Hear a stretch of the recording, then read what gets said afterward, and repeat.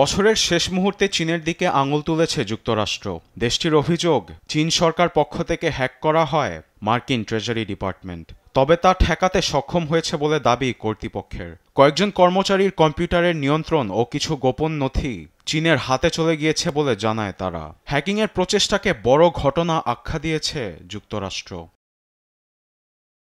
ঘটনা ডিসেম্বরের শুরুর দিকে হলেও স্থানীয় সময় সোমবার তাতে আলোকপাত করে মার্কিন ট্রেজারি ডিপার্টমেন্ট। তাদের দাবি, চীনের অ্যাডভান্সড পারসিস্টেন্ট থ্রেট দিয়ে ট্রেজারি সিস্টেম হ্যাকের চেষ্টা চালানো হয়েছে, যা এপিটি অ্যাক্টর নামে পরিচিত। এটি রাষ্ট্র নিয়ন্ত্রিত হ্যাকিং সিস্টেম। অপারেটিং সিস্টেমে এটি শনাক্ত করা খুবই কঠিন। দীর্ঘদিন ধরে সিস্টেমে থেকে এক পর্যায়ে সেটির নিয়ন্ত্রণ নেয় এপিটি অ্যাক্টর। মার্কিন ট্রেজারি সিস্টেমের থার্ড পার্টি অ্যাপ বিয়ন্ড ট্রাস্টে এমনটি করার চেষ্টা করলে তা শনাক্ত করা হয় এক সপ্তাহের মধ্যে। ব্রিটিশ গণমাধ্যম বিবিসি বলছে, এ সময় কিছু গোপন ব্যবহারকারীর তথ্য হাতিয়ে নিয়ে কয়েকজন কর্মচারীর কম্পিউটার হ্যাকিংয়ে সফল হয় চীন। পাশাপাশি হাতিয়ে নেয় কিছু গোপন নথিপত্র, যার জন্য থার্ড পার্টি অ্যাপ বিয়ন্ড ট্রাস্টকে অফলাইনে নিয়ে যায় কর্তৃপক্ষ।